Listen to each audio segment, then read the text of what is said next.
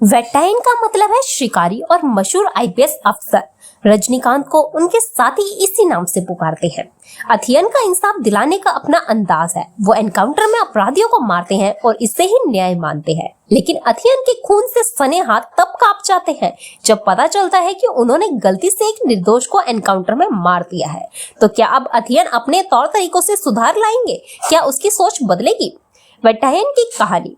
दोस्तों, encounter specialist SP अथियन का मानना है इंसाफ में देरी का मतलब है इंसाफ का नहीं होना। लेकिन उसके सामने जस्टिस सत्यदेव यानी अमिताभ बच्चन, जो मानव अधिकारों की रक्षा के लिए पूरी तरह से प्रतिबद्ध है, वो एनकाउंटर के खिलाफ है। उनका मानना है कि जल्दबाजी में न्याय करना न्याय को दफना देना है।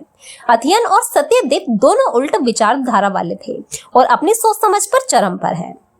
वहीं कहानी में सरकारी स्कूल के टीचर संध्या यानी दुशारा विजयन है, जिसके बलात्कार और हत्या के मामले में अथियन जल्दबाजी में इंसाफ करना चाहते हैं।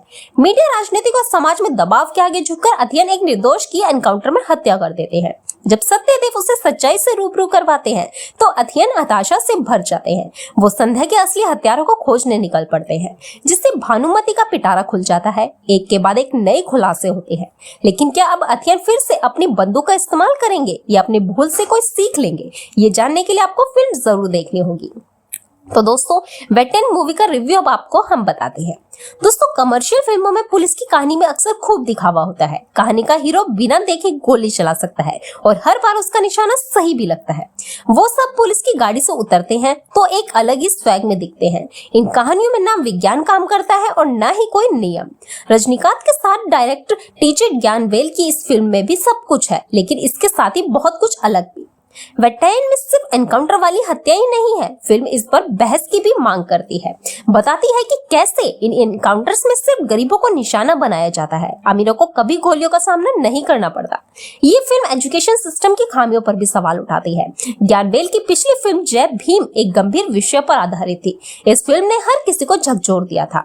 अब वेटाइन के ज्ञानवेल एक दिलचस्प सोशल ड्रामा लेकर आए हैं, लेकिन समस्या यह है कि रजनीकांत के स्टारडम के कारण यहाँ कहानी दबी रह गई है। फिल्म का पहला 30 मिनट रजनीकांत और उनके फैंस को समर्पित है, लेकिन फिर एक ये तेज तर्रार खोजी थ्रिलर में बदल जाती है। एक इंट्रो फाइट, एक डांस नंबर और तेज नरेशन के साथ इस कहानी पहले हाफ को चुस्त दुरुस्त कराती है।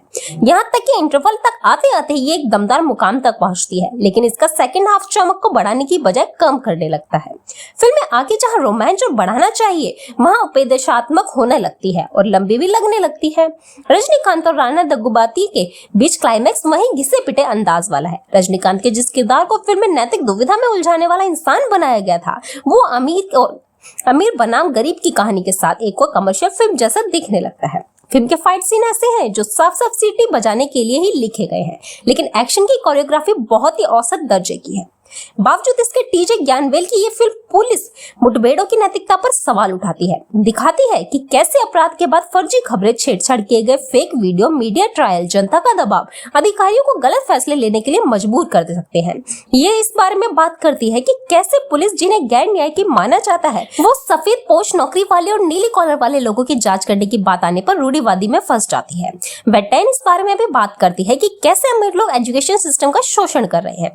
वहीं रजनीकांत हमेशा की तरह पूरे स्वैग और भारी भरकम अंदाज में है। उनका सुपरस्टारडम ऐसा है कि फिल्म में बाकी सभी किरदार कैमियो की तरह लगते हैं। इसके बावजूद फहद फासिल ने पैट्रिक ऑफ बैटरी के किरदार में दिल जीता है। वह एक चतुर चोर है जिसे अथियन ने तकनीकी चीजों में मदद करने के लिए काम पर रखा है।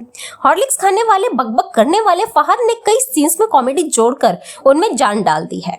फिल्म में अमिताभ बच्चन की मौजूदगी बहुत ही बढ़िया है, लेकिन वो सीन्स जहां अमिताभ और रजनीकांत आमने सामने आते हैं बहुत दमदार नहीं बने हैं। उनके बीच डायलॉग और बेहतर हो सकते थे। मंजू वारियर ने रजनीकांत की पत्नी का किरदार निभाया है, जो एक यूट्यूब चैनल चलाती है। फिल्म में उनकी भूमिका रजनीकांत के सपोर्ट सिस्टम तक ही सीमित है, लेकिन अंत में सीन में वो 10 में से 10 स्कोर करती है। एजुकेशन सिस्टम को भुनाने वाले एक तेज तर्रार बिजनेसमैन के रोल में राणा दग्गुबाती केवल एक अंत में दिखाई देते हैं। अनिरुद्ध का बैकग्राउंड स्कोर फिल्म को आगे बढ़ाता है।